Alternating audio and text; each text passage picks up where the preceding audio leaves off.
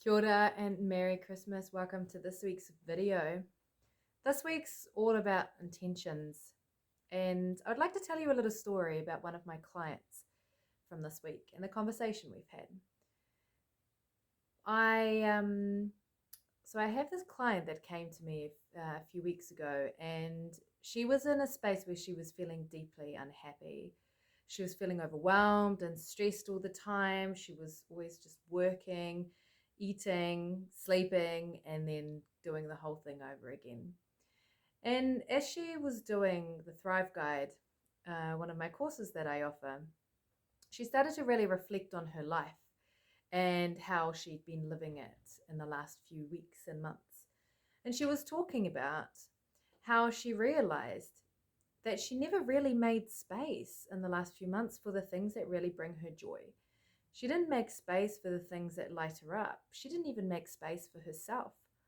And she said, no wonder I haven't been able to attract a soulmate she really wanted to be in a relationship with someone or have a partner.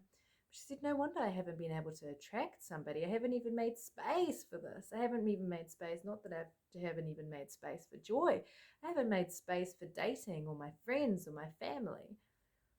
And this got me really thinking, reflecting on her own journey and seeing the amazing change that just a few weeks of coaching has done for her.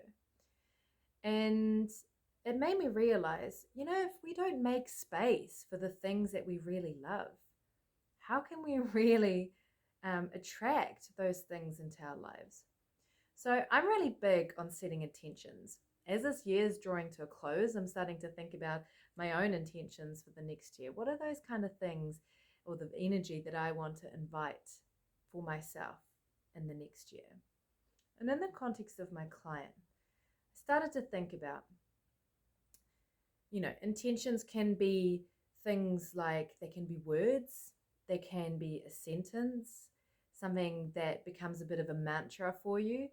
So every time you feel like you need a little bit of reminding, every time you feel like things are starting to feel a bit harder or you're feeling stressed, you can just easily remember and repeat that intention. So what's really important is that we think about very clearly, what is it that we want to invite into our lives? So to give you an example, a coach friend of mine, her word for 2021 was, it gets to be easy. So every time things started to not necessarily go the way she had planned, she reminded herself, everything gets to be easy. And boy, has this woman had an amazing year. It also got me thinking about my own intention. So I'd like to invite you today, as this year is coming to a close, it's Christmas at the moment, or Christmas tomorrow morning. What is the kind of vibe or energy you want to invite in your everyday life next year? What is it? Is it more joy? Is it more relaxation? Is it more adventure? Is it more time with the kids? Is it um, more connection with the family? What are those kind of things that you want to invite into your life next year? Get really clear on that and then create yourself a little intention. Again, this doesn't need to be big.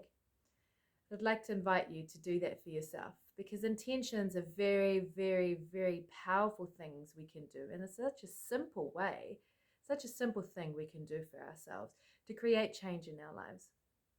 So I will leave you with this.